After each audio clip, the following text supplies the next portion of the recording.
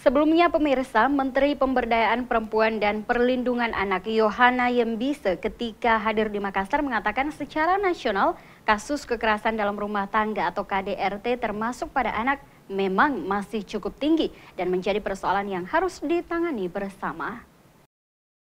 Kepala Badan Pemberdayaan Perempuan dan Perlindungan Anak Sulawesi Selatan mengatakan, berdasarkan data jumlah kekerasan terhadap perempuan dan anak di Sulawesi Selatan dari tahun ke tahun mengalami peningkatan.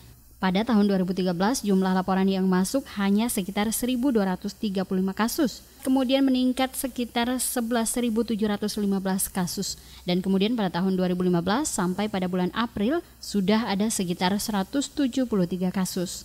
Dari semua kasus kekerasan perempuan dan anak, yang paling banyak adalah kasus kekerasan fisik. Namun semua sudah ditangani dengan baik oleh pemerintah Provinsi Sulawesi Selatan. Bahkan ada pelaku yang sampai dipidanakan.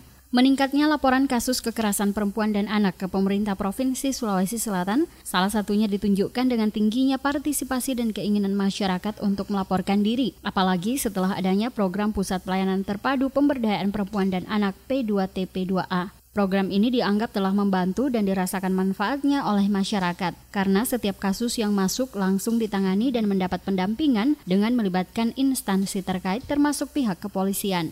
Padahal sebelum hadirnya Perda dan Pusat Pelayanan Terpadu ini, angka laporan sangat sedikit. Masih ada kalangan yang menganggap KDRT adalah aib keluarga. Padahal jika semakin dibiarkan, KDRT akan semakin meningkat. Pemerintah Provinsi Sulawesi Selatan juga telah memperkuatnya dengan adanya Perda Trafficking dan Perda nomor 4 tahun 2013 tentang sistem perlindungan anak.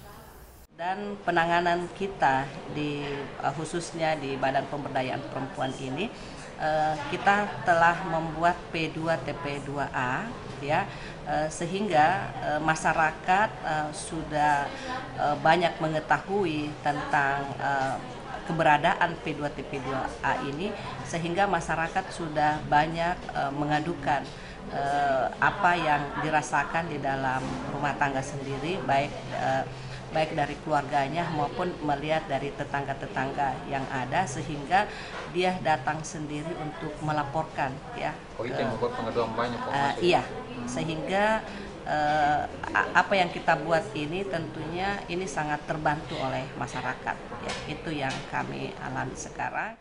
Pemerintah Provinsi Sulawesi Selatan terus mengajak seluruh lapisan masyarakat untuk aktif melaporkan diri, sekaligus bersama-sama memerangi agar kasus kekerasan terhadap perempuan dan anak dapat ditekan. Dari Makassar, Syarifuddin Hamzah, GoTV memberitakan.